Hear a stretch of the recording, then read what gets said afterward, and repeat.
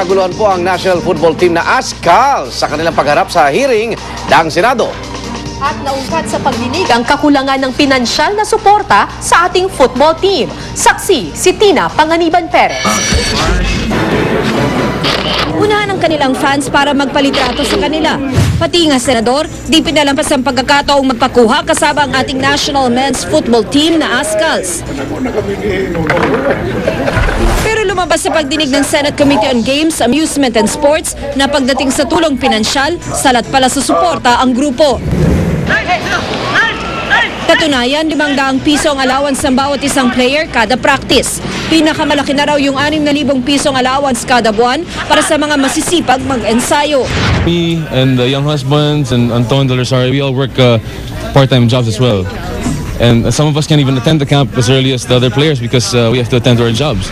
Wala ring stadium sa bansa na pasado sa pamantayan ng Federation of International Football Associations o FIFA.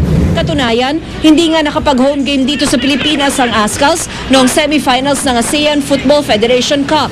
Dapat kasi 40,000 ang kapasidad ng stadium at hindi bababa sa 1,200 ang ilaw.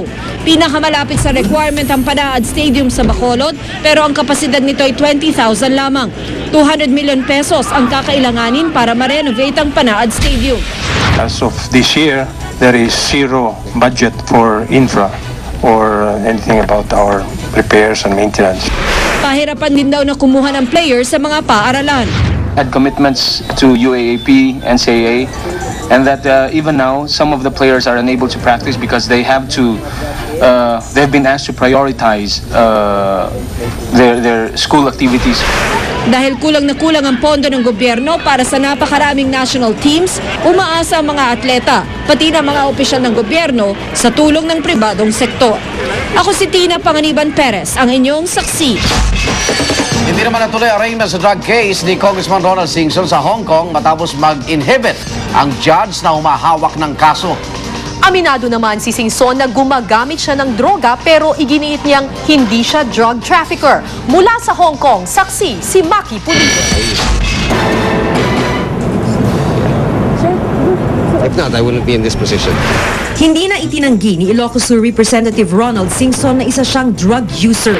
Ang 6 na gramong cocaine na nahuli sa kanya sa airport ng Hong Kong Hulyo noong nakaraang taon para raw sa personal niyang gamit.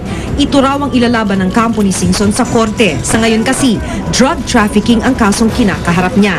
Sa batas kasi ng Hong Kong, trafficking agad ang kaso basta't sa airport ka nahulian ng illegal na droga.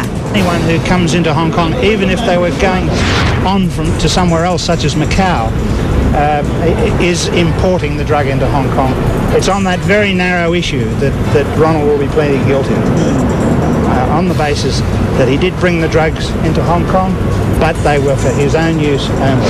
I know for a fact that I am not a trafficker, but of course that would be up to the courts to decide. Plano pa rin mag-plead ng guilty ni Singson sa kanyang arraignment sa Lunes. Sa ganitong paraan, posible raw gumaan ang sentensya sa kanya. Kaninang umaga sana ang arraignment sa kaso ni Singson, kaya naman nasa Hong Kong na ang kanyang ina at amang si Ilocos Sur Governor Chavit Singson. Pati ang girlfriend niyang si Lovie Poe naroon muli para magbigay ng suporta.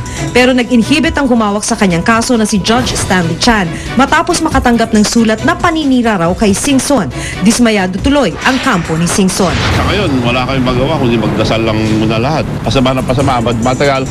Mula dito sa Hong Kong, ako si Maki Pulido, ang inyong saksi.